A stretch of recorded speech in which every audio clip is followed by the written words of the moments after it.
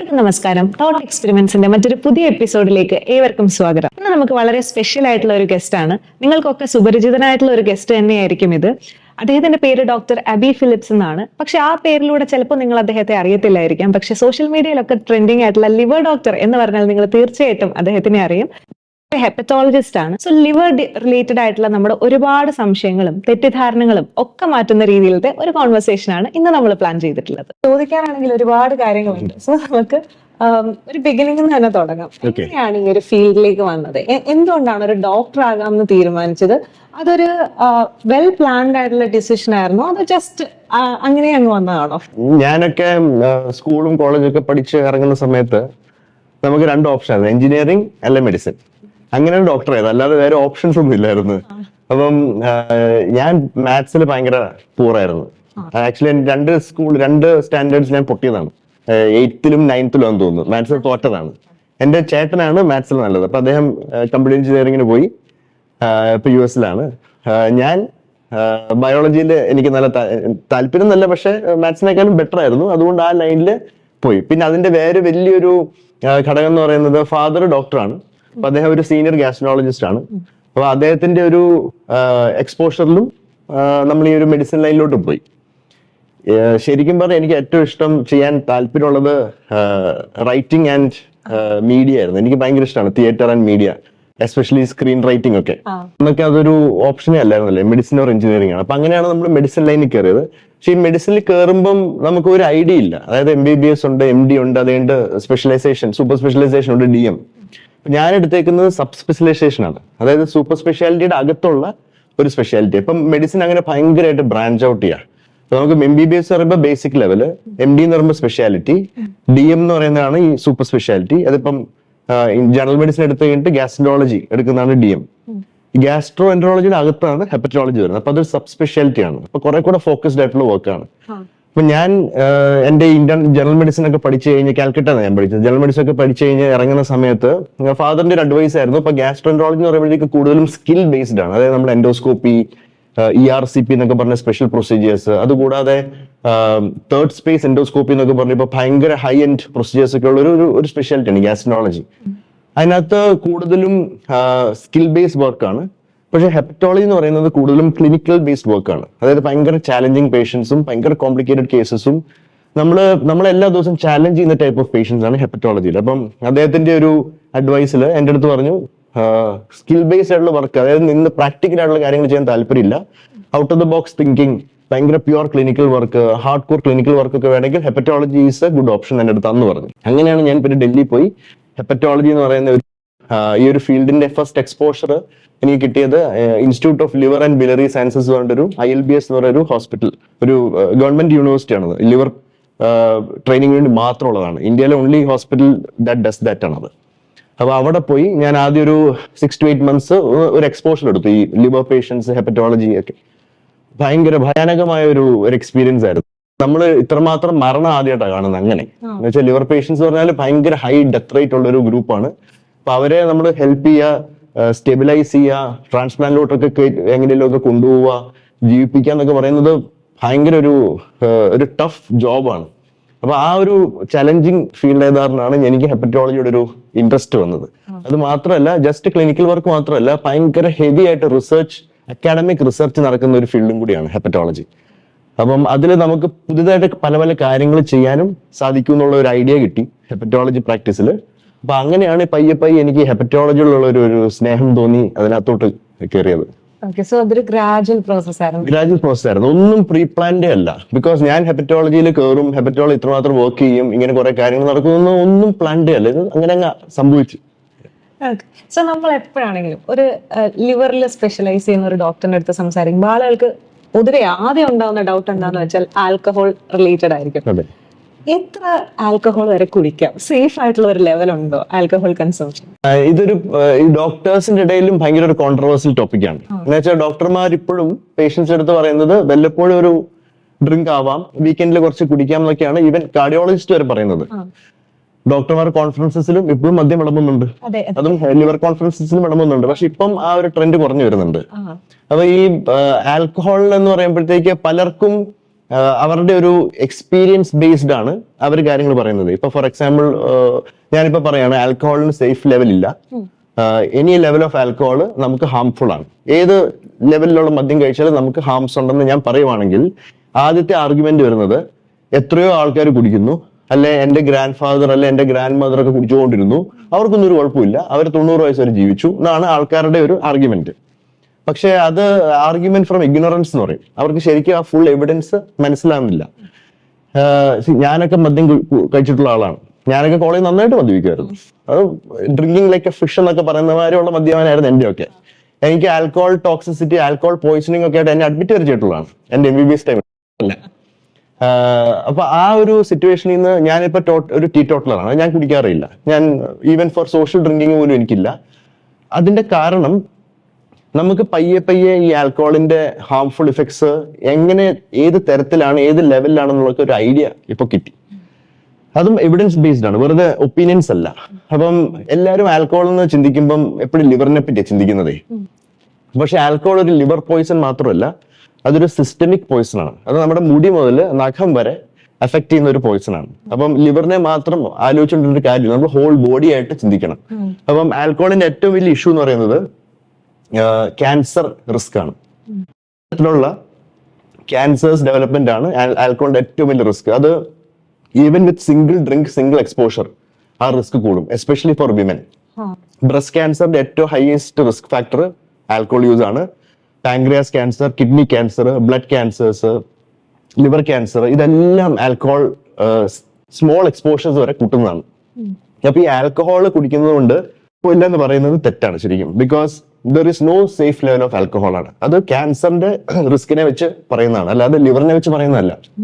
ഇത് മാത്രമല്ല, ആൽക്കഹോളിൽ വേറൊരു ഇഷ്യൂ ഉള്ളത് ക്യാൻസർ റിസ്ക് മാത്രമല്ല, stroke, heart disease, heart attacks, ഈ ബ്രെയിനിന്റെ പല പല ടൈപ്സിലുള്ള ഡിസീസസ്, ഡിമെൻഷ്യ, പാർക്കിൻസൺസ് ഡിസീസ്, ഇങ്ങനെ പല പല ബ്രെയിൻ റിലേറ്റഡ് പ്രോബ്ലംസും ആൽക്കഹോൾ വരുത്തുന്നുണ്ട്.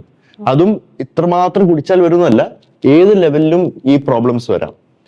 സിംഗിൾ ഗ്ലാസ് ഓഫ് വൈൻ നമ്മൾ ഒരു ദിവസം കുടിച്ചാൽ ബ്രെയിനിന്റെ വോളിയൂംസ് കുറയുമെന്നാണ് പറയുന്നത്. ബ്രെയിൻ ഡീജനറേഷൻ അത് സിംഗിൾ ഗ്ലാസ് ഓഫ് വൈനിൽ വരും. ബ്രെയിൻ ഡീജനറേഷന്റെ ഏറ്റവും വലിയ പ്രോബ്ലം എന്ന് പറയുന്നത് നമുക്ക് പുതിയ മെമ്മറീസ് ഉണ്ടാക്കാനുള്ള പവർ കുറയും.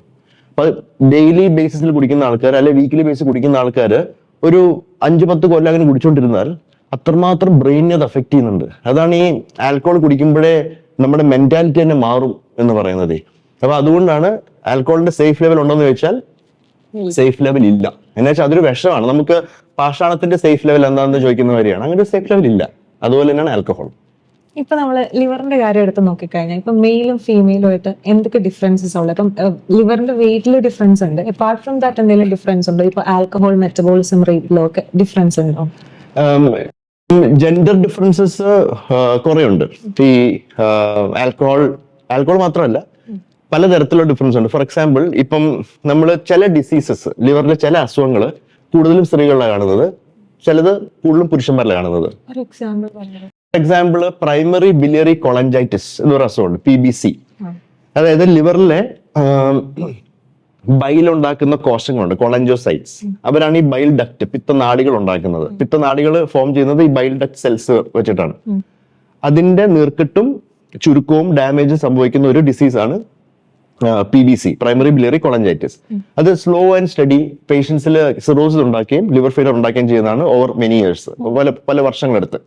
അപ്പൊ ആ ഒരു അസുഖം കൂടുതലും ഫീമെയിൽസിലാണ് കാണുന്നത്, മെയിൽസിലല്ല. ഇപ്പം നമ്മൾ അല്ലാത്ത ചില അസുഖങ്ങൾ നോക്കിയാൽ, ഫോർ എക്സാമ്പിൾ ആൽക്കഹോൾ യൂസ്, അത് പിന്നെ പുരുഷന്മാർ കൂടുതൽ കുടിക്കുന്നവരാണ് നമ്മൾ ആൽക്കഹോൾ ലിവർ ഡിസീസ് കൂടുതൽ പുരുഷന്മാർ കാണുന്നത്.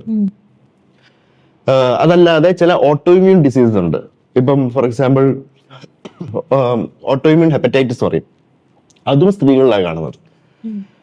Metabolic diseases, for example diabetes, obesity, thyroid disease, ഇതൊക്കെയുള്ള വ്യക്തികളിൽ ഫാറ്റ് ലിവർ കാരണം ലിവർ ഡിസീസ് വരുന്നത് കൂടുതലും നമ്മൾ സ്ത്രീകളിലാണ് കാണുന്നത്.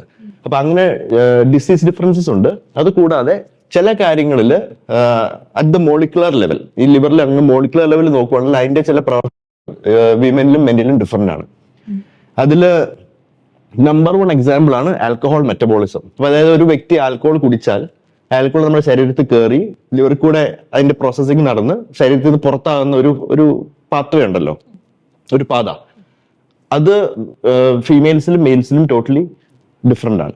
അപ്പം അത് ജനറ്റിക് ആണ്, അതായത് ചില ജനറ്റിക് ഫാക്ടേഴ്സും അതിനകത്ത് ഉൾപ്പെടുന്നു. അപ്പൊ ഫോർ എക്സാമ്പിൾ ഒരു വ്യക്തി ഒരു പുരുഷൻ 500 ml മദ്യം കഴിച്ച് വരുന്ന ഇഫക്റ്റ് ഒരു സ്ത്രീ 50 ml കഴിച്ചാൽ വരും.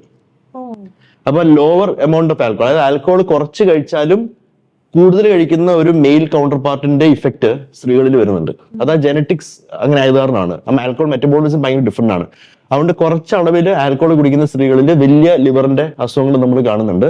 പക്ഷെ അതേസമയം അത്രമാത്രം ആൽക്കഹോൾ കുടിച്ചാൽ ചിലപ്പോൾ പുരുഷന്മാരിൽ ആ ഇഫക്റ്റ് കാണത്തില്ല. അവർ കുറെ കൂടെ കുടിച്ചാലേ ചിലപ്പോൾ അങ്ങനത്തെ പ്രശ്നങ്ങൾ കാണത്തുള്ളൂ. അപ്പൊ അങ്ങനെ ഒരു ജനറ്റിക് ഡിഫറൻസ് ആണ്. അതുകൊണ്ടാണ് പറയുന്നത് സ്ത്രീകൾ ആൽക്കഹോൾ കുടിക്കുന്നത് ഭയങ്കര ഡേഞ്ചറസ് ആണ്.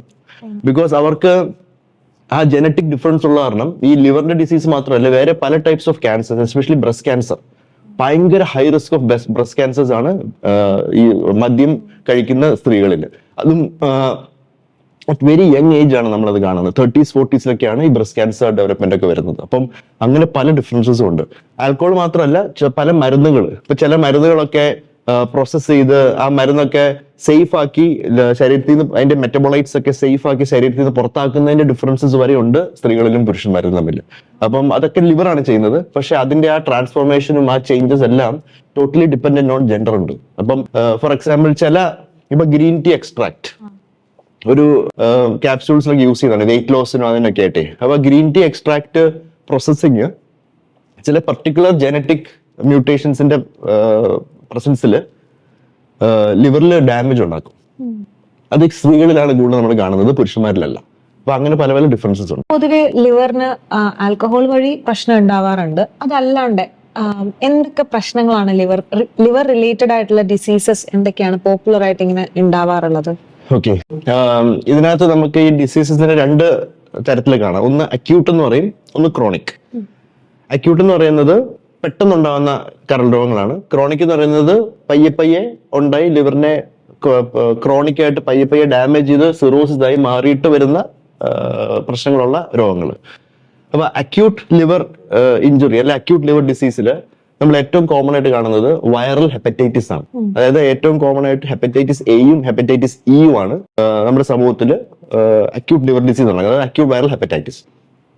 കേരളത്തിൽ ഏറ്റവും common acute viral hepatitis A ആണ്. അത് ആൾക്കാർ അറിഞ്ഞിരിക്കേണ്ടത് അത് വാക്സിൻ പ്രിവെന്റബിൾ ആണ്. നമ്മളൊരു വാക്സിൻ എടുത്താൽ, ഹെപ്പറ്റൈറ്റിസ് എയുടെ വാക്സിൻ എടുത്താൽ അത് വരാനുള്ള റിസ്ക്കും അതിൽ നിന്നുണ്ടാകുന്ന കോംപ്ലിക്കേഷൻസ് എല്ലാം വളരെ കുറയും. ഏറ്റവും കൂടുതൽ ഇവിടെ ഈ മഴക്കാലം ഉണ്ടാകുന്ന സമയത്ത് ഈ പുറത്തുപോയി ശർബത്ത് കുടിക്കുന്നതും ഈ പാനിപൂരി കഴിക്കുന്നതും അതിൽ നിന്നൊക്കെ വരുന്നതാണ് ഈ ഹെപ്പറ്റൈറ്റിസ് എ. ചീത്ത വെള്ളത്തിൽ നിന്നും ചീത്ത ഫുഡിൽ നിന്ന് വരുന്നതാണ്, കണ്ടാമിനേറ്റഡ് ഫുഡിൽ നിന്ന്. അതില് കുറെ ഔട്ട് ബ്രേക്സ് ഉണ്ടാകുന്നത് കോളേജസിലും ഹോസ്റ്റൽസിലാണ്.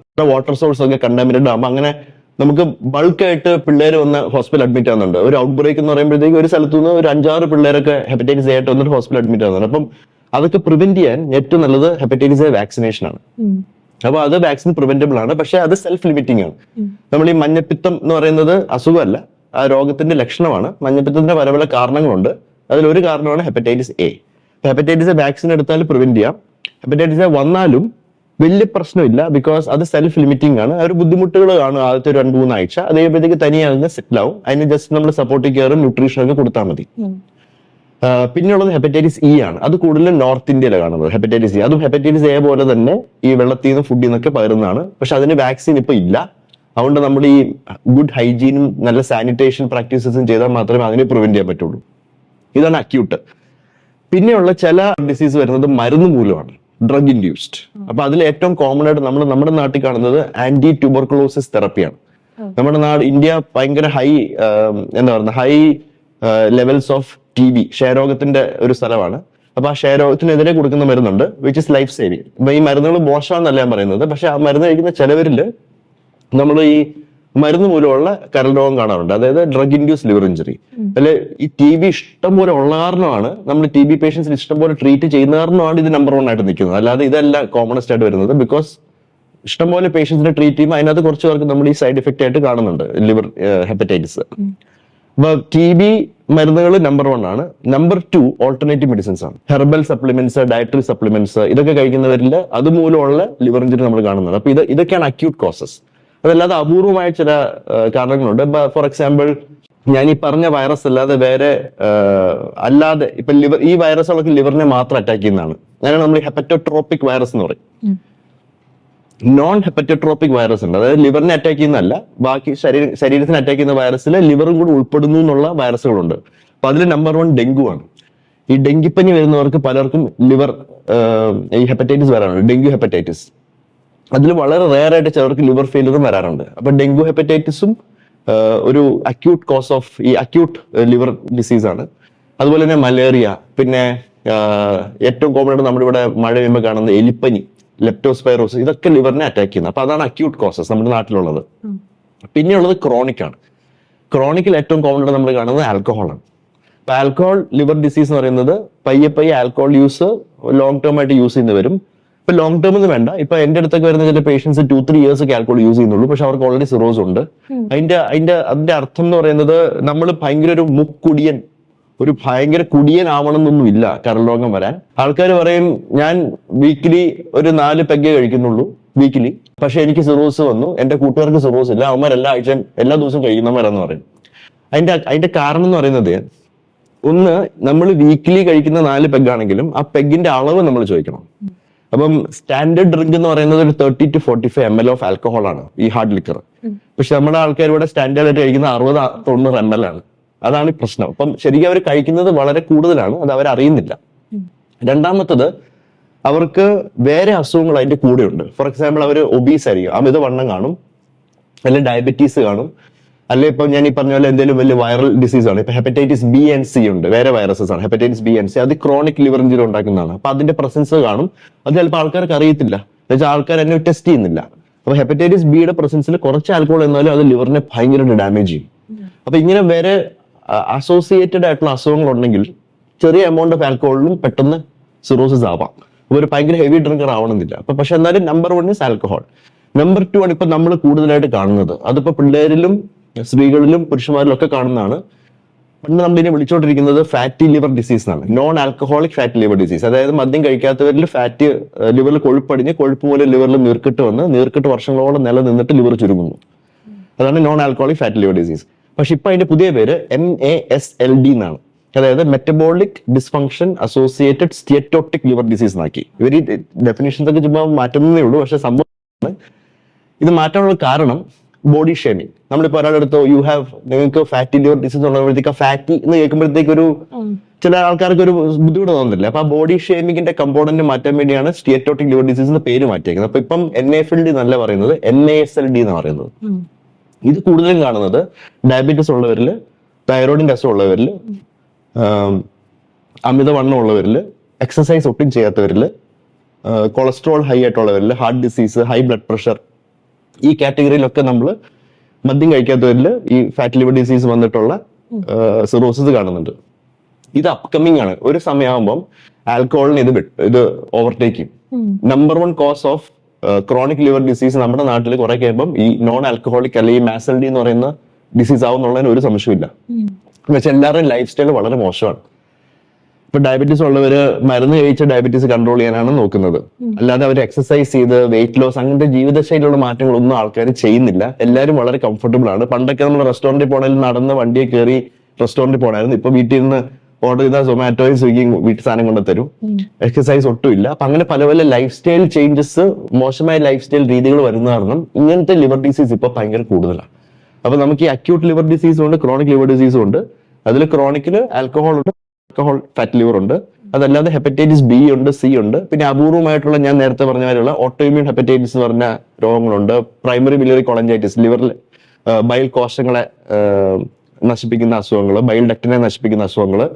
അതല്ലാതെ വളരെ റെയർ ആയിട്ടുള്ള ജനറ്റിക് ഡിസീസ് ഒക്കെ ഉണ്ട്. പക്ഷെ അതൊക്കെ നമ്മുടെ നാട്ടിൽ കുറവാണ്. കൂടുതലും വെസ്റ്റേൺ കൺട്രീസ് ആണ് കാണുന്നത്. അപ്പം ഈ ഫാറ്റി ലിവർ ഡിസീസിന്റെ കാര്യം പറഞ്ഞു. ഇങ്ങനത്തെ ഡിസീസ് ഓൾറെഡി ഡോക്ടർ പറഞ്ഞു ലൈഫ് സ്റ്റൈൽ റിലേറ്റഡ് ആയിട്ടുള്ള പ്രശ്നം കൊണ്ടാണ് കൂടുതൽ ഉണ്ടാവുന്നത് എന്നുള്ളത്. അപ്പൊ ഇതൊക്കെ വരാതിരിക്കാൻ നമുക്ക് എന്ത് ചെയ്യാൻ പറ്റും? ഓൾസോ ഈ ലിവറിന് അല്ലെങ്കിൽ ലിവറിന് ഫേവറബിൾ ആയിട്ടുള്ള എന്തെങ്കിലും ഫുഡ് ഐറ്റംസ് അങ്ങനെ എന്തെങ്കിലുമൊക്കെ ഉണ്ടോ? ഒരു ഭയങ്കര വലിയ ടോപ്പിക്കാണ്. അതായത് പ്രിവെന്റീവ് ഹെപ്പറ്റോളജി. അതായത് ചില അസുഖങ്ങളെ നമുക്ക് പ്രിവെന്റ് ചെയ്യാൻ പറ്റും ലിവർ വരാതിരിക്കാൻ വേണ്ടിയുള്ളത്. ചില അസുഖങ്ങൾ നമ്മൾ എന്ത് നോക്കിയാലും വരും, അതിനെ നമുക്ക് പ്രോഗ്രഷൻ അതിന്റെ ഒരു ആ സ്പീഡ്, പ്രശ്നങ്ങൾ വരുന്നതിന്റെ സ്പീഡ്, അതിന്റെ കോംപ്ലിക്കേഷൻ ഒക്കെ റെഡ്യൂസ് ചെയ്യാൻ പറ്റും പല കാര്യങ്ങളിലൂടെ. അപ്പം പ്രിവെന്റീവ് ഹെപ്പറ്റോളജി എന്ന് പറയുന്നത് നമ്പർ 1 എന്ന് പറയുന്നത് വാക്സിനേഷൻ ആണ്. അപ്പൊ അതിനകത്ത് ഏറ്റവും വലിയൊരു ലിവർ ഡിസീസ് നമ്മുടെ നാട്ടിലുള്ളത് ഹെപ്പറ്റൈറ്റിസ് ബി ആണ്. അത് കേരളത്തിലുണ്ട്, നോർത്ത് ഇന്ത്യയിലൊക്കെ ഭയങ്കര ഹെവി ആയിട്ടുള്ള ഒരു അസുഖമാണ്. അപ്പം അത് വാക്സിൻ പ്രിവെന്റബിൾ ആണ്. അതായത് ഹെപ്പറ്റൈറ്റിസ് ബി വാക്സിനേഷൻ എടുത്താൽ ഹെപ്പറ്റൈറ്റിസ് ബി വരത്തില്ല. ഹെപ്പറ്റൈറ്റിസ് ബി ഇല്ലെങ്കിൽ പിന്നെ നമുക്ക് സിറോസിസും ലിവർ ക്യാൻസറും അതിൻ്റെതായിട്ടുള്ള പ്രശ്നങ്ങളൊന്നുമില്ല. അപ്പൊ അങ്ങനെയാണ് അത് പ്രിവെന്റ് ചെയ്യുന്നത്. രണ്ടാമത്തത് ആൽക്കഹോൾ യൂസ് ആണ്. അപ്പം ആൽക്കഹോൾ റിലേറ്റഡ് ലിവർ ഡിസീസ് എന്ന് പറയുന്ന ആ ഒരു ഹ്യൂജ് ബർഡൻ നമുക്ക് കംപ്ലീറ്റ്ലി ഒഴിവാക്കാം മദ്യം കഴിക്കാതിരുന്നാൽ. ഇപ്പൊ മദ്യം കഴിക്കാതെ നമുക്ക് ഒരു സ്ഥലത്ത് എൻജോയ് ചെയ്യാൻ പറ്റില്ല എന്നുള്ള ഒരു ഗ്രൂപ്പ് ഉണ്ട്. അതായത് ചില ആൾക്കാർ നോക്കുമ്പോൾ ഇവ മദ്യം കഴിക്കുന്നില്ല, അല്ലെ ഇവള് മദ്യം കഴിക്കുന്നില്ല, ഇവര് ഫണ്ണല്ല, ബോറന്മാരാണെന്നുള്ള ഒരു രീതി. പക്ഷെ അതൊക്കെ മാറുകയാണ്. ഇപ്പം മദ്യം ഇല്ലാതെ തന്നെ എൻജോയ് ചെയ്യുന്ന പലരും ഉണ്ട്. അപ്പൊ അതിനകത്തൊരു ഇമ്പോർട്ടന്റ് ആസ്പെക്ട് എന്ന് പറയുന്നത് ഈ മദ്യം അല്ലാതെ ഉള്ള ഹെൽത്തി ഡ്രിങ്ക്സ് നമ്മൾ ഐഡന്റിഫൈ ചെയ്യാൻ ശ്രമിക്കണം. അപ്പൊ അതിനകത്ത് ഇപ്പൊ ഏറ്റവും കൂടുതൽ പുറത്തൊക്കെ പ്രൊമോട്ട് ചെയ്യും. ഇപ്പൊ ലാസ് വേഗസ് ആണ് one of the biggest party places ആണല്ലോ ലോകത്ത് തന്നെ. ഇപ്പൊ ലാസ് വേഗസിൽ ഇപ്പൊ വന്നേക്കുന്ന ഒരു പുതിയ ബാർ ഉണ്ട്, അത് നോൺ ആൽക്കഹോളിക് ബാറാണ്. അവർ യൂസ് ചെയ്യുന്നത് നോൺ ആൽക്കഹോളിക് ഡ്രിങ്ക്സ് ആണ്. അവിടെ ആൽക്കഹോളേ ഇല്ല, പക്ഷെ ഭയങ്കര തിക്കും തിരക്കുമാണ് അവിടെ. നമുക്കറിയാവുന്ന എല്ലാത്തരം കോക്ടെയിൽസും ഉണ്ട് അതിനകത്ത്, പക്ഷെ വിത്തൗട്ട് ആൽക്കഹോൾ ആണ്. And people are enjoying. അപ്പൊ അവർ യൂസ് ചെയ്യുന്നത് ഈ low calorie, low sugar, non alcoholic beverages എന്ന് പറയും. ഫോർ എക്സാമ്പിൾ നമുക്ക് ബിയറിന്റെ തന്നെ ടേസ്റ്റ് ഉള്ള ഡ്രിങ്ക് ഉണ്ടാവും. അത് കുടിക്കുമ്പോൾ ബിയറുമായിട്ടിരിക്കും, പക്ഷെ അതിനകത്ത് ഷുഗറോ ഇല്ല, കാലറീസ് അധികം ഇല്ല, ആൽക്കഹോളും ഇല്ല. അപ്പൊ അങ്ങനെ സീറോ പ്രൂഫ് ആയിട്ടുള്ള ഈ നോൺ ആൽക്കഹോളിക് ഡ്രിങ്ക്സ് കിട്ടും, ബിയറും വൈനൊക്കെ. അതായിട്ട് നമ്മൾ സബ്സ്റ്റിറ്റ്യൂട്ട് ചെയ്യുന്നതാണ്. അത് ഭയങ്കര ഹെൽത്തിയാണ്. ഇപ്പൊ കൊക്കക്കോള കുടിക്കുന്നതും ഡയറ്റ് കോക്ക് കുടിക്കുന്നതും തമ്മിൽ ഭയങ്കര ഡിഫറൻസ് ഉണ്ട്. കൊക്കക്കോള എന്ന് പറഞ്ഞാൽ ഷുഗർ ബോംബാണ്. അത് sugar very bad for the liver ആണ്. ഷുഗറും ആൽക്കഹോളും ലിവറിനെ ഹാം ചെയ്യുന്ന ഏകദേശം ഒരുപോലെയാണ്. അത്രയ്ക്ക് ബാഡാണ് sugar, added sugar, refined sugar. അതുപോലെ തന്നെ അപ്പൊ ഈ ഷുഗർ സ്വീറ്റൻഡ് ബിവറേജ്, ഈ കൊക്കക്കോള, ഫാൻഡ, മിറിൻഡ ഒക്കെ, അതിന് തന്നെ ഡയറ്റ് വെർഷൻസ് ഉണ്ട്. അതായത് അതിനകത്ത് ഷുഗർ ഇല്ല, ലോ കാലറി സ്വീറ്റ്നർ ആയിരിക്കാം, അല്ലെ സീറോ കാലറി ആയിരിക്കാം. അത് മച്ച് ഹെൽത്തിയർ ആണ്. ടേസ്റ്റ് ഡിഫറൻസ് വരും, പക്ഷെ അത് യൂസ് ചെയ്ത് തുടങ്ങുമ്പോൾ നമുക്ക് ആ ടേസ്റ്റ് ആയിട്ട് അഡ്ജസ്റ്റ് ആയിക്കോളും. അപ്പൊ അങ്ങനെ കുറച്ച് കാര്യങ്ങൾ. അപ്പൊ നമ്മളിപ്പം പ്രിവെൻഷൻ എന്ന് പറയുമ്പോൾ ഒന്ന് ഇപ്പൊ പറഞ്ഞ പോലെ ഈ വാക്സിനേഷൻസ് ഉണ്ട്. 2 നമ്മുടെ ഈ ഡയറ്റ് ഫുഡ്, ഈ ആൽക്കഹോൾ യൂസ് കംപ്ലീറ്റ്ലി ഒഴിവാക്കുക എന്നുള്ളതാണ്. അതിനുള്ള സബ്സ്റ്റിറ്റ്യൂട്ട്സ് കണ്ടുപിടിക്കുക എന്നുള്ളതാണ്. 3ാമത് എക്സസൈസ് ആണ്. അത് നമ്മുടെ ആൾക്കാരിൽ ഒട്ടും ഇല്ലാത്തൊരു സംഭവമാണ്. ഇപ്പൊ നമ്മുടെയൊക്കെ ഒരു സ്റ്റാൻഡേർഡ് സൗത്ത് ഇന്ത്യൻ ബ്രേക്ക്ഫാസ്റ്റ് നോക്കി, രാവിലെ പുട്ട്, കടല, അല്ലെ ദോശ ഒക്കെ റൈസ് ആണ്. ദോശ, അല്ലെ ഇടിയപ്പം, ഇഡ്ഡലി, എല്ലാം കാർബോഹൈഡ്രേറ്റ്സ് കൂടുതലാണ്. പിന്നെ അതിനോട് ഏത്തപ്പഴം, പഴം, പഞ്ചസാര ആഡ് ചെയ്തിട്ടാണ്, നെയ്യൊക്കെ ആഡ് ചെയ്തിട്ടാണ് ആൾക്കാർ കഴിക്കുന്നത്. അപ്പൊ അത് കംപ്ലീറ്റ് കാർബ്സ് ആണ്. പ്രോട്ടീൻസിന് അളവ് വളരെ കുറവാണ് അവിടെ. യൂഷ്വലി ഒരു ഇന്ത്യൻ ബ്രേക്ക്ഫാസ്റ്റിൽ പ്രോട്ടീൻസ് വളരെ കുറവാണ്. നമ്മളൊരു പ്രോട്ടീൻ ഡെഫിഷ്യന്റ് കൺട്രിയാണ്. ഇത് ഓൾറെഡി എവിഡൻസ് ഉണ്ട്. ഇന്ത്യയിൽ പ്രോട്ടീൻ കൺസംഷൻ ഭയങ്കര പുവറാണ്. High levels of malnutrition ആണ് പിള്ളേരിലൊക്കെ ഈ പ്രോട്ടീൻസ് കുറഞ്ഞ കാരണം. അതിന്റെ പുറമെ പല സ്റ്റേറ്റ്സിലും മുട്ട വരെ ബാൻ ചെയ്യാണ്. അതായത് ആൾക്കാരുടെ സെന്റിമെന്റ്സ് പ്രശ്നം ഉണ്ടാക്കുന്നവർ മുട്ട വരെ ബാൻ ചെയ്യുന്ന സ്റ്റേറ്റ്സ് ഉണ്ട്.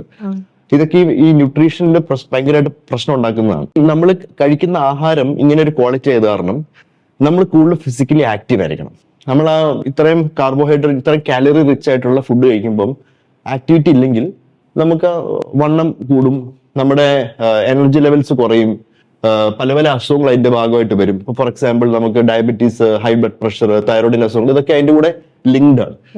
അപ്പൊ ഈ ഒരു ലൈഫ് സ്റ്റൈൽ, ജസ്റ്റ് നല്ല ഫിസിക്കൽ ആക്ടിവിറ്റി ഉള്ള വ്യക്തികളിൽ ഇങ്ങനത്തെ അസുഖങ്ങളുടെ ലെവൽസ് കുറയുന്നതനുസരിച്ച് ഈ ലിവർ ഡിസീസ് നമുക്ക് കുറെയൊക്കെ പ്രിവെന്റ് ചെയ്യാൻ പറ്റും.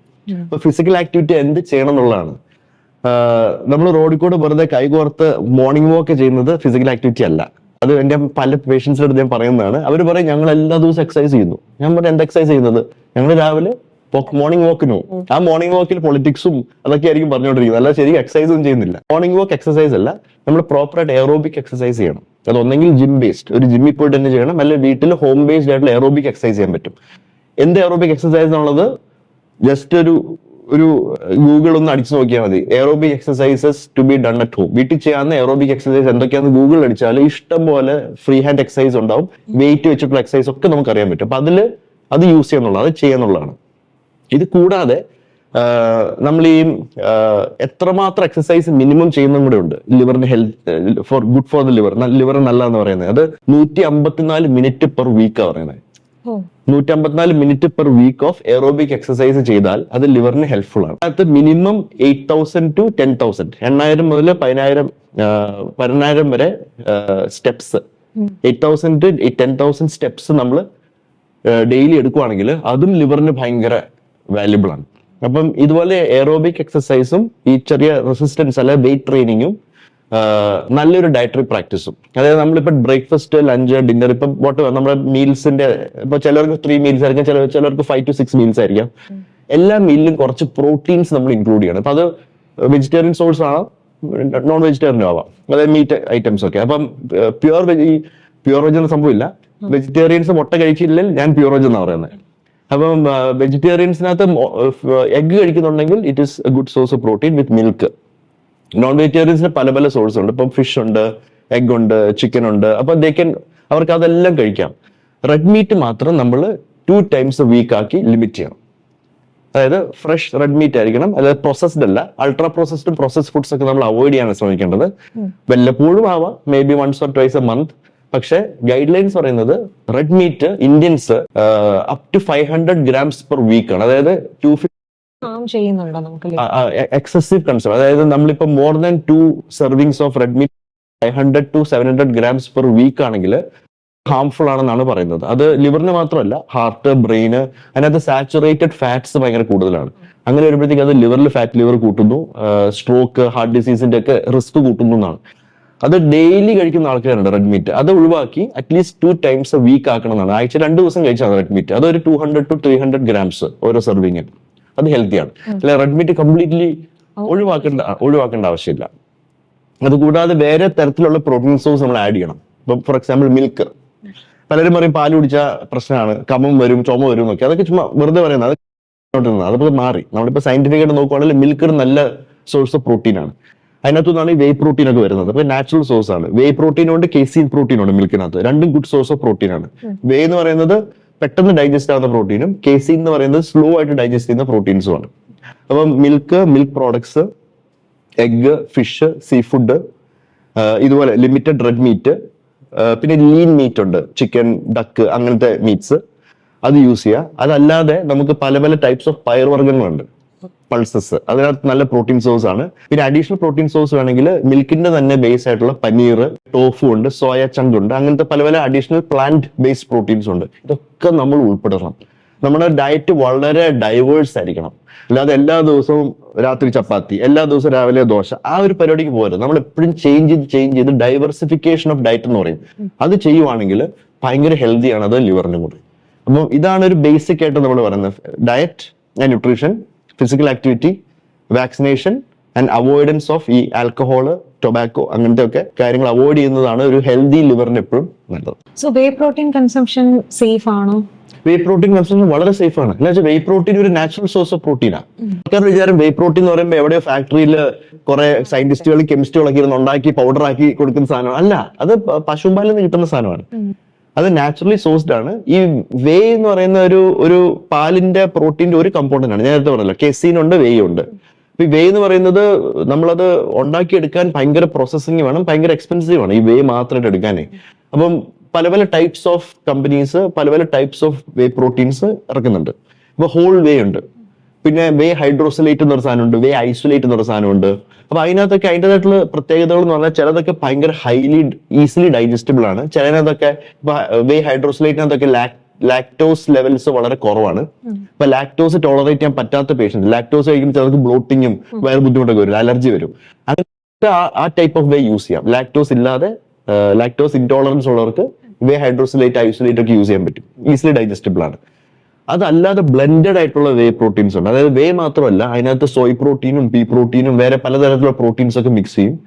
പിന്നെ വളരെ കോംപ്ലക്സ് ആയിട്ടുള്ള വേ പ്രോട്ടീൻസ് ഉണ്ട്. അതിനകത്ത് അവര് ഈ പ്രോട്ടീൻ സോഴ്സ് മാത്രമല്ല, അതിനകത്ത് ഹെർബ്സും വേറെ ഡയറ്ററി സപ്ലിമെന്റ്സും വിറ്റമിൻസും മിനറൽസും ഒക്കെ ആഡ് ചെയ്യുന്ന വേറെ തരത്തിലുള്ള പ്രോട്ടീൻസ് ഉണ്ട്. അപ്പം ജനറലി പ്യുവർ വേ, ഇപ്പം ഹോൾ വേ ആണ്, ഹൈഡ്രോസിലേറ്റ് ആണ്, ഐസൊലേറ്റ് ഒക്കെ ആണെങ്കിൽ, പ്യുവർ വേ ആണെങ്കിൽ വിത്തൗട്ട് എനി അഡിറ്റിവ്സ്, വേറെ അഡീഷണൽ ഇതൊന്നും ഇല്ലാതെ ആണെങ്കിൽ അത് വളരെ സേഫ് ആണ്. അതാണ് ആൾക്കാർ യൂസ് ചെയ്യേണ്ടത്.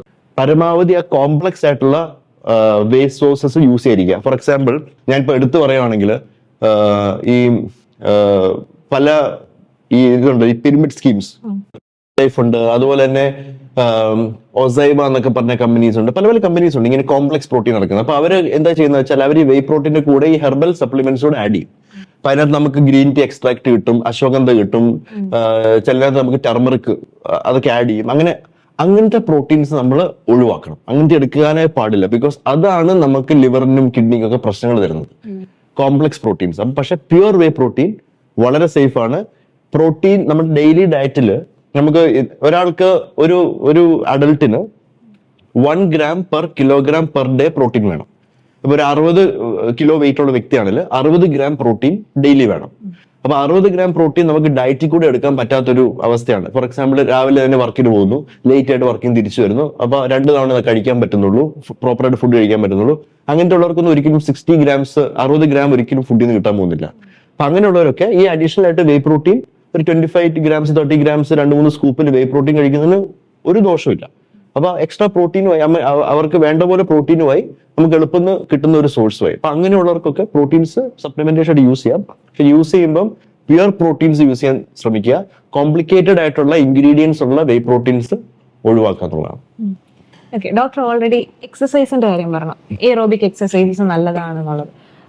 കുറെ ഇൻഫ്ലുവൻസേഴ്സ് ആണെങ്കിലും സോഷ്യൽ മീഡിയ വഴിയാണെങ്കിലും യോഗ വല്ലാണ്ട് പ്രൊമോട്ട് ചെയ്യപ്പെടുന്നുണ്ട്. യോഗ ഹെൽപ്ഫുൾ ആണ്? ഒരാൾക്ക് യോഗ ഹെൽപ്ഫുൾ ആണ്. വെറുതെ ഇരിക്കുന്നതും യോഗ ചെയ്യുന്നതും തമ്മിൽ ഡിഫറൻസ് ഉണ്ട്. പക്ഷേ നമ്മൾ അറിഞ്ഞിരിക്കേണ്ടത് യോഗ എന്ന് പറയുന്നത് ശരിക്കും പലരുടെയും സെന്റിമെന്റ്സ് ഇവിടെ ഹേർട്ട് ആവും. പക്ഷെ യോഗ എന്ന് പറയുന്നത് ശരിക്കും എക്സസൈസ് അല്ല. ഇപ്പം നമ്മൾ ഈ ക്ലാസിക്കൽ യോഗ, ഇപ്പൊ പതാഞ്ജലി സൂത്ര അല്ലെ ഹതയോഗ പീഠിക എന്നൊക്കെ പറഞ്ഞ ടെക്സ്റ്റ് ഉണ്ടല്ലോ, അതിനകത്തുള്ളതാണ് ഇതൊക്കെ ഇറങ്ങി വന്നത്. ഈ വേദിക് സ്ക്രിപ്ചേഴ്സിൽ നിന്നാണ് യോഗയൊക്കെ വന്നേക്കുന്നത്. അതിനകത്ത് എഴുതിയേക്കുന്ന യോഗ ക്ലാസിക്കൽ ട്രഡീഷണൽ യോഗയാണ്. അത് ശരിക്കും എനോറോബിക് എക്സസൈസ് എന്ന് പറയും. എനോറോബിക് എന്ന് പറഞ്ഞാൽ അതിനകത്ത് നമ്മൾ ഓക്സിജൻ യൂസ് ശരിക്കും അറ്റ് മസിൽ ലെവലില്ല, സെൽ ലെവലില്, കോശത്തിന്റെ ലെവലില് ഓക്സിജൻ യൂസ് ഇല്ലാത്ത കാരണം അവിടെ എനർജി ബേൺ ആവുന്നില്ല എന്നുള്ളതാണ്. അതാണ് ഈ എനോറോബിക് എന്ന് പറയുന്നത്. എയറോബിക് എന്ന് പറയുന്നതാണ് ശരിക്കുള്ള എക്സസൈസ്. അപ്പൊ എയറോബിക് എക്സസൈസിൽ നമ്മൾ ശരിക്കും നമ്മുടെ ഫാറ്റും എനർജിയും ഒക്കെ ബേൺ ചെയ്യാണ്. അപ്പോൾ ക്ലാസിക്കൽ യോഗ എയറോബിക് അല്ല, എനോറോബിക് ആണ്. അതുകൊണ്ട് അതൊരു എക്സസൈസ് ആയിട്ട് നമ്മൾ കണക്കാക്കരുത്. പക്ഷെ യോഗയ്ക്ക് അതിന്റെ ബെനിഫിറ്റ്സ് ഉണ്ട്. എന്താന്ന് വെച്ചാൽ ഇപ്പം ചിലവരിൽ, ഇപ്പം പ്രായം ചെന്നവരിലൊക്കെ പെട്ടെന്ന് ചാടിക്കയറി എയറോബിക് എക്സസൈസ്, റണ്ണിങ്ങും ജമ്പിങ്ങും അതൊന്നും ചെയ്യാൻ പറ്റില്ല. അവർക്ക് ആദ്യം സ്റ്റെബിലിറ്റി വേണം, കുറച്ച് ബാലൻസ് വേണം, ഫ്ലെക്സിബിലിറ്റി വേണം. അതിനൊക്കെ യോഗ യൂസ്ഫുൾ ആണ്. അപ്പൊ ആദ്യമേ നമ്മളൊരു പ്രീ വർക്കൗട്ട് മാതിരി സ്റ്റെബിലിറ്റി, ബാലൻസ്, ഫ്ലെക്സിബിലിറ്റി ഒക്കെ ആയിട്ട് ചെയ്യാൻ വേണ്ടി യോഗ നല്ലതാണ്. പക്ഷെ അത് ചെയ്ത് കഴിഞ്ഞിട്ട് പിന്നെ നമ്മൾ പ്രോപ്പർ ആയിട്ടുള്ള എക്സസൈസ് ചെയ്യണം. എക്സസൈസ് ചെയ്ത് കഴിഞ്ഞിട്ടും ഒരു റിക്കവറി, സ്ട്രെച്ചിങ് മാതിരി ഒരു റിക്കവറി ഫേസ് മാതിരി നമുക്ക് യോഗ പിന്നെ യൂസ് ചെയ്യാം. യോഗ എക്സസൈസ് ആയിട്ട് മാത്രം ചെയ്യുന്നത് അറിഞ്ഞിരിക്കേണ്ടത്, അതിൽ നമുക്ക് എക്സസൈസ് ബെനിഫിറ്റ്സ് കിട്ടുന്നില്ല. ഇപ്പം എന്റെ പല പേഷ്യൻസും അമിതവണ്ണം ഉള്ളവര്, ഡയബറ്റീസ് ഉള്ളവരൊക്കെ ഫാറ്റ് ലിവർ ഡിസീസ് ആയിട്ട് വരുമ്പം അല്ലെങ്കിൽ സിറോസ് ആയിട്ട് വരുമ്പോൾ ഞാൻ പറയും വെയിറ്റ് ലോസ് വേണം. വെയിറ്റ് ലോസ് ഇല്ലെങ്കിൽ നമുക്ക് ഇമ്പ്രൂവ്മെന്റ് വരില്ല. അപ്പൊ അവർ വെയിറ്റ് ലോസിന് വേണ്ടി ചെയ്യുന്ന യോഗയാണ്, അതുമായിട്ട് ഒരു കാര്യമില്ല. പിന്നെ വേറെ പല ടൈപ്സ് ഓഫ് യോഗാസ് ഉണ്ട്. ഇപ്പൊ നമ്മുടെ ഒരു വിന്യാസ യോഗം എന്നൊരു സംഭവമുണ്ട്. അത് വളരെ വിഗറസ് ആയിട്ട് ഭയങ്കര ഫ്ലോ ലൈക്ക് മൂവ്മെന്റ്സ് ഉള്ള ഒരു യോഗയാണ്. അത് റീസെന്റ് ഇൻവെൻഷൻ ആണത്. ക്ലാസിക്കൽ യോഗേനെ ഒരു വ്യക്തി മാറ്റിയെടുത്ത് ആ ഒരു ഫോം ആക്കിയേക്കുന്നതാണ്. അപ്പൊ അത് വളരെ റീസെന്റ് ആയിട്ട് വന്നൊരു ടൈപ്പ് ഓഫ് യോഗയാണ്. അതുപോലെ തന്നെ ഈ ഹതയോഗ എന്ന് പറഞ്ഞ വേറൊരെണ്ണമുണ്ട്. അതിന്റെ പല പല വേരിയേഷൻസ് ഒക്കെ ഉണ്ട്. അപ്പൊ അതൊക്കെ ഭയങ്കര ഫാസ്റ്റ് ടൈപ്പ് ഓഫ് യോഗയാണ്. ഈ പവർ യോഗ എന്നൊക്കെ പറയുന്നത് ഫാസ്റ്റ് ടൈപ്പ് ഓഫ് യോഗയാണ്. അതിനകത്ത് എക്സസൈസ് വാല്യൂ ഉണ്ട്, ബിക്കോസ് അതിനകത്ത് നമ്മൾ എയറോബിക് ആക്ടിവിറ്റി കൂടി ഉൾപ്പെടുത്തുന്നുണ്ട്. പക്ഷേ ഈ ട്രഡീഷണൽ ആയിട്ടുള്ള ക്ലാസിക്കൽ യോഗ ചെയ്യുന്ന ആൾക്കാരുണ്ട്, ഈ ആസനങ്ങളും അതൊക്കെ, അതിനകത്തൊന്നും ഒരു ഗുണമില്ല. അതിനകത്ത് പക്ഷേ ഫ്ലെക്സിബിലിറ്റി, ഒരു ബാലൻസ്, അങ്ങനത്തെ കാര്യങ്ങൾ കിട്ടും. പക്ഷെ അത് എക്സസൈസ് ആയിട്ട് കണക്കാക്കണം. ഇപ്പൊ നമ്മൾ ഓൾറെഡി ആൽക്കഹോൾ റിലേറ്റഡ് ലിവർ ഡിസീസസിനെ പറ്റി സംസാരിച്ചു. ഇങ്ങനത്തെ ലിവർ ഡിസീസസ് വന്നു കഴിഞ്ഞാൽ എന്താണ് നമ്മുടെ ട്രീറ്റ്മെന്റ് മെത്തേഡ്സ്? അതിപ്പോ ഒരു ഇച്ചിരി ഭീകരമായിട്ടുള്ള അവസ്ഥയിലേക്കാണെങ്കിൽ ലിവർ ട്രാൻസ്പ്ലാന്റ് വരെ വേണ്ടിയിരിക്കും അല്ലേ? അപ്പൊ അതുപോലെ ഡോക്ടറിന്റെ ഒരു ആർട്ടിക്കിളിൽ ഞാൻ വായിച്ചിട്ടുണ്ട് സ്റ്റൂൾ ട്രാൻസ്പ്ലാന്റിനെ പറ്റിയിട്ട്. ഓക്കെ, അപ്പൊ ഇത് എനിക്ക് തോന്നുന്ന 2-3 ഡിസ്കഷൻസ് ഉണ്ട് ഈ ഒരൊറ്റ പോയിന്റിലേ. ഒന്ന്, നമ്മളിപ്പോ ഒരു ലിവർ ഡിസീസ് ഡയഗ്നോസ് ചെയ്യുന്ന വെച്ചു. അപ്പം ഞാനിവിടെ സിറോസിന്റെ കാര്യമാണ് പറയാൻ പോകുന്നത്, അക്യൂട്ട് അല്ല, ക്രോണിക് ലിവർ ഡിസീസ്. അപ്പൊ സിറോസിസ് നമ്മൾ കണ്ടുപിടിക്കുമ്പം നമ്മൾ ആദ്യമേ ചെയ്യേണ്ടത് ഈ സിറോസിന്റെ സ്റ്റേജ് എന്താന്നുള്ളതാണ്. അപ്പം പലർക്കും ഇത് അറിയത്തില്ല. എന്ന് വെച്ചാൽ സിറോസിസ് നമുക്ക് റിവേഴ്സ് ചെയ്യാൻ പറ്റും ചില സ്റ്റേജസിൽ. ഇപ്പോഴും പലരും വിചാരം സിറോസ് ആയി കഴിഞ്ഞാൽ അവരുടെ ജീവിതം തീർന്നെന്നാണ്. അങ്ങനെയല്ല, നമ്മൾ കണ്ടുപിടിക്കുന്ന ആ സ്റ്റേജ് അനുസരിച്ചാണ് നമ്മുടെ അടുത്ത പ്ലാൻ. അപ്പൊ സിറോസിസിനകത്ത് ഏകദേശം 6 സ്റ്റേജസ് ഉണ്ട്.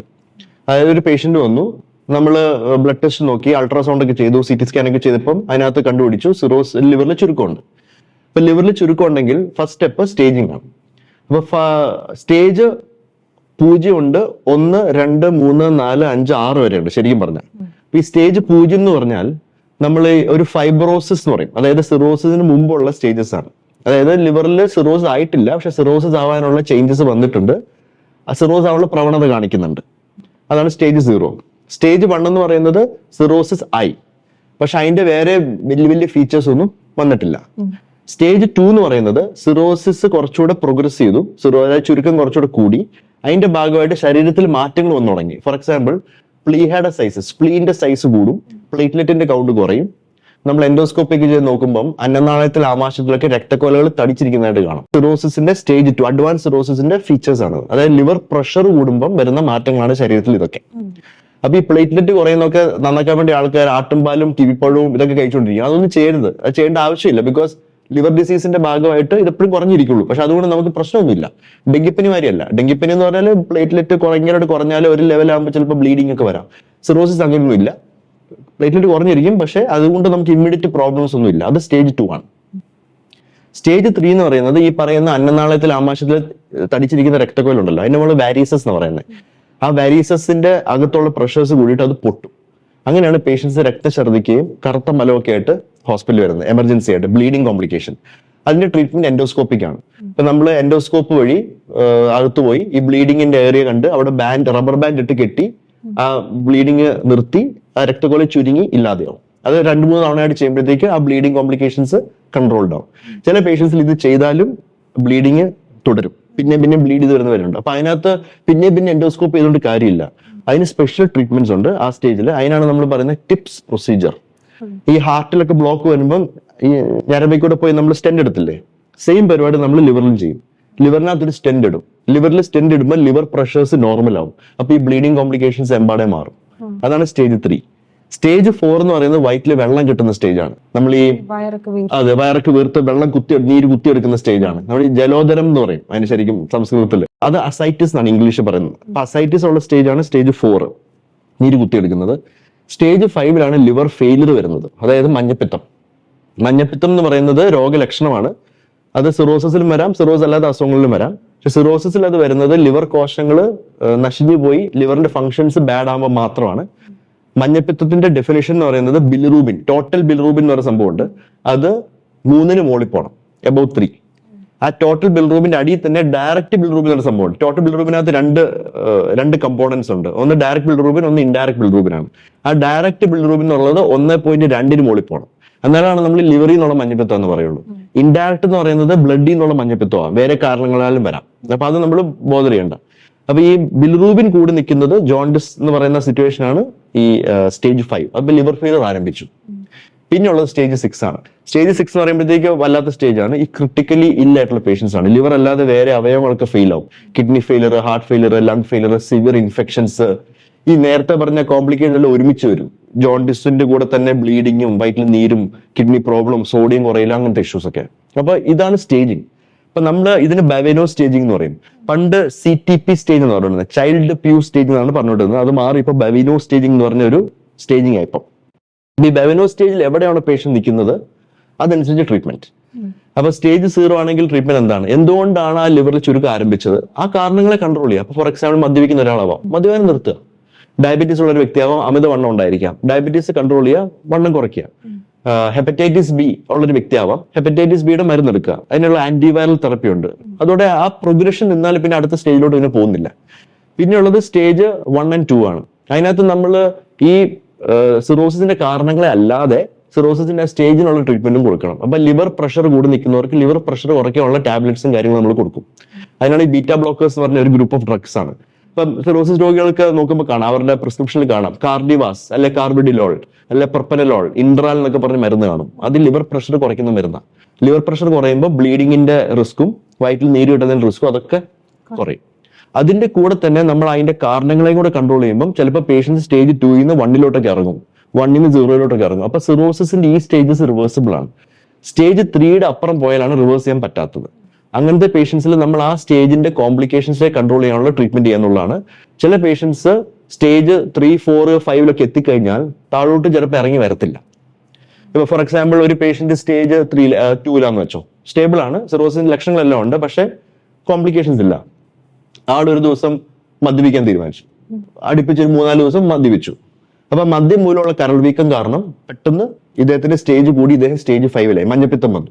മഞ്ഞപ്പിത്തമായപ്പോ സ്റ്റേജ് 5 മദ്യപാനം നിർത്തി, പക്ഷെ സ്റ്റേജ് ഇറങ്ങുന്നില്ല, 5 തന്നെ നിൽക്കുകയാണ് നിരന്തരം. അപ്പൊ അങ്ങനെയുള്ള പേഷ്യൻസിലൊക്കെയാണ് നമ്മൾ കരൾ മാറ്റിവെക്കൽ ശസ്ത്രക്രിയ പറയുന്നത്, ട്രാൻസ്പ്ലാന്റ്. അതായത് മെഡിക്കലി ഹാൻഡിൽ ചെയ്യാൻ പറ്റാത്ത അഡ്വാൻസ് കോംപ്ലിക്കേഷൻസ് സിറോസിസ് വരുമ്പോൾ നമുക്ക് ട്രാൻസ്പ്ലാന്റ് അല്ലാതെ വേറൊരു ഓപ്ഷൻ ഇല്ല.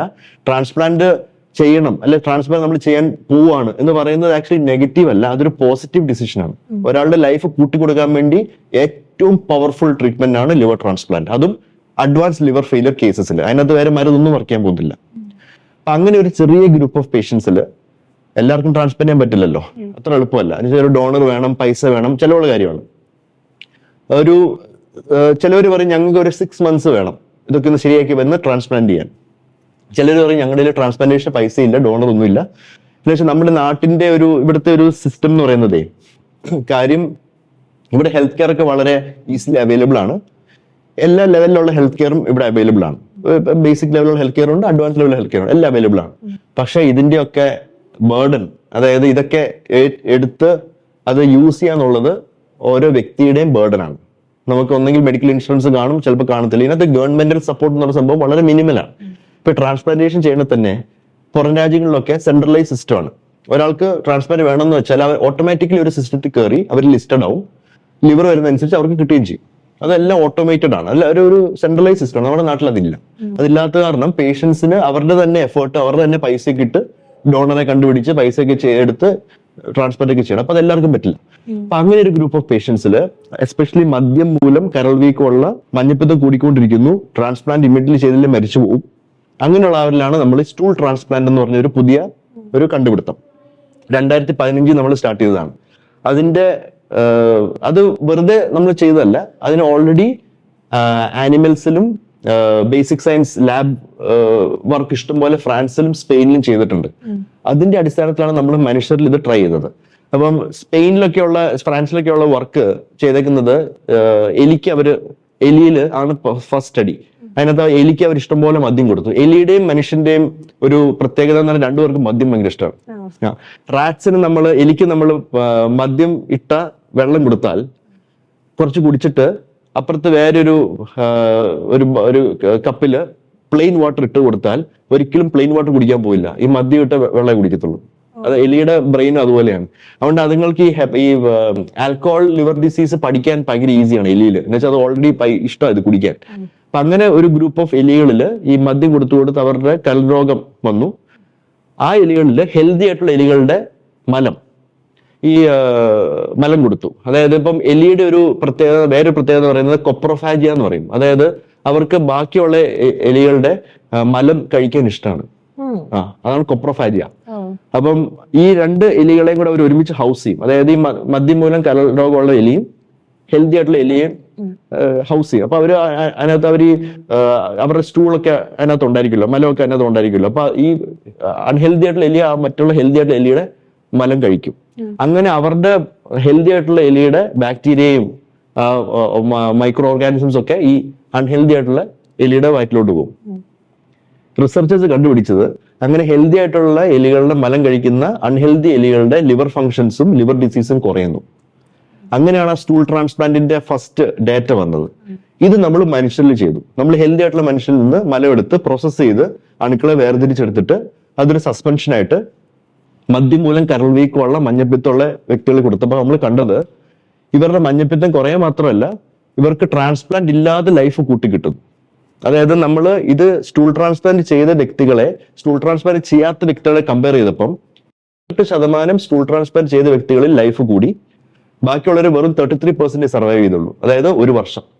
1 ഇയർ നോക്കിയപ്പം സ്റ്റൂൾ ട്രാൻസ്പ്ലാന്റ് കിട്ടാത്ത 1 out of 3 ആൾക്കാർ മരിച്ചുപോയി. പക്ഷെ സ്റ്റൂൾ ട്രാൻസ്പ്ലാന്റ് കിട്ടിയ 88% സർവൈവ് ചെയ്തു ലിവർ ട്രാൻസ്പ്ലാന്റ് ഇല്ലാതെ. അപ്പൊ ഈ ഒരു സ്റ്റഡിയാണ് 2015-16 നമ്മൾ ആദ്യം ചെയ്തത്. അപ്പൊ അതിന്റെ അടിസ്ഥാനത്തിലാണ് ഇപ്പം സ്റ്റൂൾ ട്രാൻസ്പ്ലാന്റ് ഒരു പാലിയേറ്റീവ് കെയർ മെത്തേഡ് യൂസ് ചെയ്യുന്നത്. അതായത് പെട്ടെന്ന് ട്രാൻസ്പ്ലാന്റ് ചെയ്യാൻ പറ്റാത്തവരിൽ ടൈം വേണമെങ്കിൽ അല്ലെ അവർ ലൈഫ് കൂട്ടിക്കൊടുക്കാൻ വേണ്ടി നമ്മൾ നമ്മുടെ യൂണിറ്റിൽ സ്റ്റൂൾ ട്രാൻസ്പ്ലാന്റേഷൻ ഫെസിലിറ്റി പ്രൊവൈഡ് ചെയ്യുന്നുണ്ട്, കേസ് ബൈ കേസ് ബേസിസ്. പലരും നമ്മൾ ചെയ്യുന്നുണ്ട്. അതിൽ പല രോഗികൾ ഇപ്പോഴും എന്നെ കാണാൻ വരുന്നുണ്ട്. കംപ്ലീറ്റ് മഞ്ഞപ്പിത്തം മാറി ഇപ്പൊ കുടിക്കുന്നുമില്ല, വളരെ ഹെൽത്തി ആയിട്ട് ഇപ്പോഴും ഫോളോ അപ്പ് ചെയ്യുന്നുണ്ട്. സിറോസ് ഒക്കെ ഉണ്ട്, പക്ഷെ ആ മദ്യം മൂലമുള്ള കരൾ വീക്കവും ആ വലിയ കോംപ്ലിക്കേഷൻസ് സിറ്റുവേഷൻ ഒക്കെ കംപ്ലീറ്റ്ലി അവരുടെ മാറി. അവരിപ്പോ നമ്മളോട് ഫോളോ ചെയ്യുന്നുണ്ട്. ഈ ഒരു സ്റ്റഡിയുടെ വേറെ പ്രത്യേകതയുണ്ട്. അതായത് നമ്മളിപ്പം മലം പ്രോസസ് ചെയ്ത് പേഷ്യൻസിന് കൊടുക്കുവാണല്ലോ, അപ്പൊ അതിനകത്ത് ബാക്ടീരിയ മാത്രമല്ല വൈറസും ഫംഗസും എല്ലാം ഉണ്ട്. എല്ലാ മൈക്രോ ഓർഗാനിസംസ് ഉള്ളതാണ് സ്റ്റൂളിനകത്ത്, ഇഷ്ടം പോലെ ട്രില്യൺസിലാണുള്ളത്. അപ്പൊ നമ്മൾ കണ്ടത് ചില വ്യക്തികളിൽ ഈ മദ്യാസക്തി കുറയുന്നു. അതായത് ഇപ്പൊ ഈ ആൽക്കഹോൾ യൂസ് ഡിസോർഡർ ഉണ്ടല്ലോ, അങ്ങനെയുള്ള വ്യക്തികളാണ് ഈ മദ്യമുള്ള കരൾ വീക്കം വരുന്നത്. ആൽക്കഹോൾ റിലേറ്റഡ് ഹെപ്പറ്റൈറ്റിസ് എന്ന് പറയും. അത് നല്ല ഹെവി ഡ്രിങ്കേഴ്സ് വരുന്നതാണ്. അപ്പൊ അവരെ നമ്മൾ ഈ ആൽക്കഹോൾ ഹെപ്പറ്റൈറ്റിസ് ട്രീറ്റ് ചെയ്തിട്ട് ഡി അഡിക്ഷൻ ഇടണം. അവർ പിന്നെയും കുടിക്കും, പിന്നെ ഈ പ്രശ്നമായിട്ട് വരും, മരണപ്പെടും. അപ്പൊ അത് നിർത്താൻ വേണ്ടി ഈ മദ്യാസക്തി കുറയ്ക്കാനുള്ള ട്രീറ്റ്മെന്റ്സും കാര്യങ്ങളും നമ്മൾ ചെയ്യണം. പക്ഷെ അതിൽ പലർക്കും അതിന്റെ ഒരു സ്റ്റിഗ്മയുണ്ട്. നമ്മൾ ഈ അവർക്ക് ഒരു വിചാരമാണ്, അതായത് സൈക്കാട്രിസ്റ്റ് എടുത്ത് വിടുമ്പോഴത്തേക്ക് അവർക്ക് വട്ടാണ്, ഭ്രാന്താണ്, മൈൻഡ് ശരിയല്ല, അങ്ങനെ ഒരു സ്റ്റിഗ്മ അറ്റാച്ച്ഡ് ആണ് നമ്മുടെ നാട്ടിലെ. അപ്പൊ അവരതിന് പോയില്ല. അത് അത്ര ഈസി അല്ല ഈ സൈക്കാട്രിക് പ്രോഗ്രാം കണ്ടിന്യൂ ചെയ്യാൻ. അപ്പൊ ഈ ഒരു സ്റ്റൂൾ ട്രാൻസ്പ്ലാന്റ് ലഭിച്ച ഈ നല്ല ഹെൽത്തി വ്യക്തികളിൽ നിന്ന് മലം ലഭിച്ച ഈ ട്രീറ്റ്മെന്റ് ഭാഗമായിട്ട് ലഭിച്ച വ്യക്തികളിൽ നമ്മൾ കണ്ടത് ഈ ഡി അഡിക്ഷൻ പോലും ഇല്ലാതെ അവരുടെ മദ്യാസക്തി കുറയുന്നു. അപ്പൊ ഈ ആദ്യമേ നോക്കിയപ്പോൾ ഇത് എന്തുകൊണ്ടാണെന്ന് മനസ്സിലാവുന്നില്ല. പിന്നീടാണ് അത് തെളിഞ്ഞു വന്നത്. അതിന്റെ വർക്ക് ചെയ്തത് മുഴുവൻ US-ലാണ്. അതായത് അവിടെയും ഇതുപോലെ തന്നെ സ്റ്റൂൾ ട്രാൻസ്പ്ലാന്റ് ചെയ്ത ആൾക്കാരിൽ മദ്യാസക്തി കുറയുന്നുള്ള അവിടുത്തെ കുറച്ച് റിസർച്ചേഴ്സ് കണ്ടുപിടിച്ചു നമ്മുടെ സെയിം ഫൈൻഡിങ്. അവർ കണ്ടുപിടിച്ചത് ഒരു പ്രത്യേകതരം ബാക്ടീരിയ, ബിഫിഡോബാക്ടീരിയം എന്നതിന്റെ പേര്, അത് ഈ സ്റ്റൂൾ ട്രാൻസ്പ്ലാന്റ് ലഭിച്ച ആൾക്കാരുടെ ചെറുകുടലിനകത്ത് വികസിക്കുകയാണ്, എക്സ്പാൻഡ് ചെയ്യാണ്. ആ ബാക്ടീരിയയുടെ ഒരു പ്രത്യേകത എന്ന് പറഞ്ഞാൽ അത് കുറച്ച് കെമിക്കൽസ് പ്രൊഡ്യൂസ് ചെയ്യും. ആ കെമിക്കൽസ് ഈ മദ്യാസക്തി, അതായത് നമ്മുടെ ബ്രെയിനിൽ മദ്യം വേണം എന്ന് പറയുന്ന ഒരു റീജിയൻ ഉണ്ട്. ആ സ്ഥലത്ത് എന്നിട്ട് ഈ കെമിക്കൽസ് ആക്ട് ചെയ്യാണ്, എന്നിട്ട് അതിന്റെ ആക്ടിവിറ്റി കുറയ്ക്കുകയാണ്. അപ്പൊ ഈ മദ്യാസക്തി, ആ ഫീലിങ്ങും ആ ക്രേവിങ്ങും ഒക്കെ കുറയാണ്. അപ്പൊ നമ്മൾ ഈ ഗട്ട് ബ്രെയിൻ ആക്സിസ് എന്ന് പറയുന്ന സംഭവം ഉണ്ടല്ലോ, അതാണ് ഇവിടെ നമ്മൾ ആക്ടിവേറ്റ് ചെയ്യുന്നത്. അണുക്കളെ മാറ്റുന്നതോടെ അവരുടെ ഫങ്ഷൻസ് മാറുന്നതനുസരിച്ച് ബ്രെയിനിലുള്ള ഇഫക്റ്റും അവിടെ സംഭവിക്കുകയാണ്. അപ്പം കുറെ സ്റ്റൂൾ ട്രാൻസ്പ്ലാന്റ് കിട്ടിയ പേഷ്യൻസിൽ ഇതുപോലെ മദ്യാസക്തിയും കുറഞ്ഞ് അവർക്ക് മദ്യം നിർത്തുക എന്ന് പറയുമ്പോഴത്തേക്ക് തന്നെ ലിവർ കുറെയൊക്കെ റീജനറേറ്റ് ചെയ്ത് ബെറ്ററോ, അങ്ങനെ നല്ല ഔട്ട്കംസ് നമ്മൾ കാണുന്നുണ്ട്. അപ്പൊ ഇത്രമാത്രം ഉണ്ട് സിറോസിസ് അതിന്റെ ട്രീറ്റ്മെന്റ്സ്. ഈ ട്രീറ്റ്മെന്റ് മെത്തേഡ് ഇവിടെ മാത്രമാണോ ചെയ്യുന്നത്? ഇവിടെയുണ്ട്, PGI ചണ്ഡീഗറിലുണ്ട്, പിന്നെ ILBS ഞാൻ പഠിച്ച ഇൻസ്റ്റിറ്റ്യൂട്ട് അവിടെയുള്ള ആദ്യം ഇത് ചെയ്തത്, ഡൽഹി അവിടെയുണ്ട്. ലിവറിൽ ഇതല്ലാതെ വേറെ അസുഖങ്ങളിലും സ്റ്റൂൾ ട്രാൻസ്പ്ലാന്റ് ചെയ്യുന്നുണ്ട്. ഫോർ എക്സാമ്പിൾ അൾസറേറ്റീവ് കൊളൈറ്റിസ് ഒരു അസുഖമുണ്ട്, ഈ വൻകുടലിൽ വ്രണങ്ങൾ വന്നിട്ട് ഉള്ളൊരു അസുഖം. അതുകൂടാതെ C. difficile എന്ന് പറഞ്ഞ ഒരു ബാക്ടീരിയ ഉണ്ട്, ക്ലോസ്ട്രീഡിയം ഡിഫിസിൽ. ആ ബാക്ടീരിയ റിപ്പീറ്റഡ് ആയിട്ട് വൻകുടലിൽ അൾസറേഷൻസ് ഉണ്ടാക്കി ഭയങ്കര ഇൻഫെക്ഷൻസ് ഉണ്ടാക്കുന്ന ഒരു ബാക്ടീരിയയാണ്, എസ്പെഷ്യലി എൽഡർലി പേഷ്യൻസിലും ക്രിട്ടിക്കലി പേഷ്യൻസ് ഇൻ ICU. ഇത് ലിവർ ഡിസീസ് അല്ല കേട്ടോ, അല്ലാതെ ഇൻഫെക്ഷൻ ആണത്. അങ്ങനെ റിപ്പീറ്റ് ആയിട്ട് ഈ C. difficile ഇൻഫെക്ഷൻ വരുന്നവരിൽ സ്റ്റൂൾ ട്രാൻസ്പ്ലാന്റ് അപ്രൂവ്ഡ് ട്രീറ്റ്മെന്റ് ആണ്. അപ്പൊ അങ്ങനെ ആൾക്കാരിലും സ്റ്റൂൾ ട്രാൻസ്പ്ലാന്റ് ചെയ്യുന്നുണ്ട്. അത് ഇന്ത്യയിലെ പല സെന്റേഴ്സ് ചെയ്യുന്നുണ്ട്. പക്ഷെ ലിവറിൽ ഏറ്റവും കൂടുതൽ ആൽക്കഹോളിക് ഹെപ്പറ്റൈറ്റിസ് ചെയ്യുന്നത് ഇവിടുത്തെ നമ്മുടെ രാജഗിരിയിലെ യൂണിറ്റ് മാത്രമേ ഉള്ളൂ. ബാക്കിയുള്ളതൊക്കെ ഇതിന്റെ ട്രയൽസും ക്ലിനിക്കൽ റിസർച്ചും ചെയ്യുന്നുണ്ട് ചണ്ഡീഗറിലും ഡൽഹിയിലുമായിട്ട്. പക്ഷെ ആക്റ്റീവായിട്ട് നമ്മുടെ യൂണിറ്റ് മാത്രമേ ഉള്ളൂ, കേസ് ബൈ കേസ് പേഷ്യൻസിന് വേണ്ടി ചെയ്യുന്നത്. ഹോമിയോപ്പതിക്ക് അത് മദ്യം യൂസ് ചെയ്യും. ഹോമിയോപ്പതി നിറച്ച് മദ്യമാണ്. അതെങ്ങനെ മെഡിസിൻ ആണെന്ന് എനിക്ക് പോലും അറിയത്തില്ല. പക്ഷെ ചെടിയാണ് അതോ അല്ല, ഏത് പ്ലാന്റും അതിന്റെ കൂടെയുള്ള വേറെ എന്ത് മിനറൽസ് മെറ്റൽസ് കൂടിയാണ് ഒരുമിച്ച് ആണ് ഈ ലിവറിന്റെ ഡാമേജ് ഉണ്ടാക്കി നമുക്ക് ഒരിക്കലും പറയാൻ പറ്റത്തില്ല. ഭയങ്കര ഡിഫിക്കൽട്ടാണ്. മെഡിസിന്റെ ട്രീറ്റ്മെന്റ് ഇതിലാണ് ഒതുങ്ങുന്നത്. ഒന്നെങ്കിൽ സപ്പോർട്ടീവ് കെയറിൽ ചില പേഷ്യൻസ് ബെറ്റർ ആവും, അല്ലെ മരിക്കും, അല്ലെ ട്രാൻസ്പ്ലാന്റ് ചെയ്യും. അവരെ ഇങ്ങോട്ട് കൊണ്ടുവന്നു, നമ്മൾ 10 മണിക്കൂറിനുള്ളിൽ മദറിന്റെ ലിവറിന്റെ ഒരു ഭാഗം കുട്ടിക്ക് കൊടുത്തു, ബാഡ് ലിവർ മുഴുവൻ പുറത്തു വന്നു. കഴിഞ്ഞ ആഴ്ച കുട്ടി തിരിച്ച് വീട്ടിൽ നടന്നുപോയി പോസ്റ്റ് ട്രാൻസ്പ്ലാന്റ്. അങ്ങനെ ജീവൻ രക്ഷിച്ചു. പക്ഷേ